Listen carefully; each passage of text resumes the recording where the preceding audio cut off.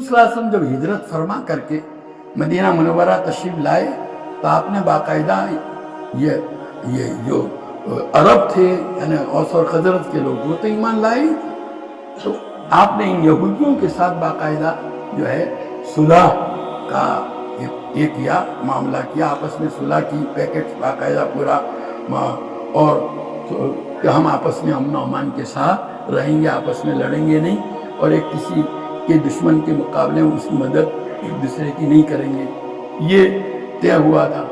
और जो है लेकिन यहूदी उन्होंने ये सुलह तो की थी आपस में, लेकिन अंदरूनी तौर पर बहरहाल वो मुसलमानों को और नबी करीम सल्लल्लाहु अलैहि वसल्लम को तकलीफ पहुंचाने का काम करते रहते थे। और जैसा कि मैं पहले बतला चुका हूँ कि हालांकि यहूद यकीन के साथ जानते थे कि हुजूर अकरम सल्लल्लाहु ताला अलैहि वसल्लम अल्लाह के सच्चे रसूल हैं, सबसे आखिर में जिन पैगंबर को अल्लाह भेजने वाले थे, नबी आखिर ज़मान खातमुन नबीयीन, वो यही हैं।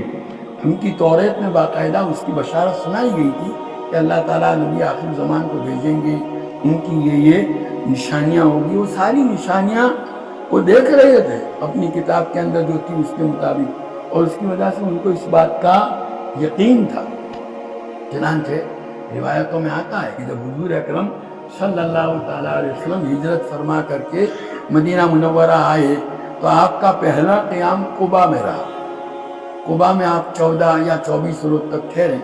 उसी ज़माने में ये जो है कबीले बनु नज़ीर का एक सरदार था, हुई बिन अख्तब, ये उम्मुल मोमिनीन हज़रत सफ़िया रज़ी अल्लाह ताला अन्हा का बाप, तो उसका नाम हुई बिन अख्तब, बड़ा हुई बड़ा आलिम भी था और बहुत ये था, दबदबे वाला था।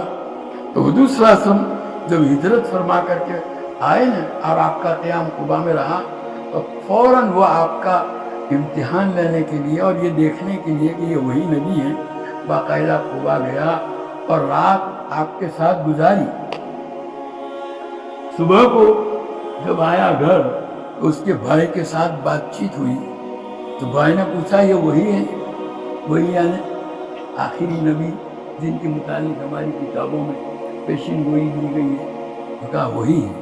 तो कहा ईमान लाना? ईमान नहीं लाएंगे हम। तो फिर ईमान न ला, तो हुई ने अब भाई को कहता है ईमान नहीं लाएंगे। देखो ये भाई, दो भाइयों के दरमियान घर में बात हुई थी, इस बात को सुनने वाली हज़रत सफ़िया रज़ी अल्लाह ताला उन्होंने उसको बाद में बताया, जाहिर किया था। तो बहरहाल उस यकीन के साथ जानते थे कि ये अल्लाह के सच्चे नबी हैं। कुरान में भी अल्लाह ने फरमाया यारिफूनहु कमा यारिफूना अबनाअहुम, के ये लोग ए नबी आपकी नबूवत को और आपके नबी होने को ऐसा जानते हैं जैसा अपने औलाद को जानते हैं। एक बाप अपने बेटे का बेटा होना यकीन के साथ जानता है, ये यकीनी तौर पर मेरा बेटा है।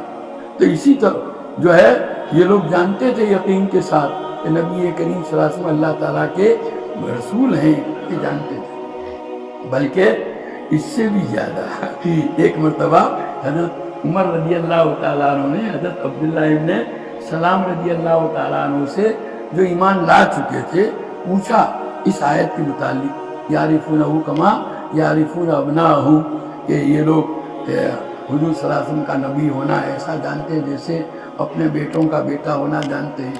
तो हज़रत उमर ने हज़रत अब्दुल्लाह इब्न सलाम से पूछा इस आयत के मुतालिक कि क्या बराबर है? यही एक बात का इससे भी बढ़कर। तो उस पर हज़रत उमर ने पूछा इससे बढ़कर का क्या मतलब?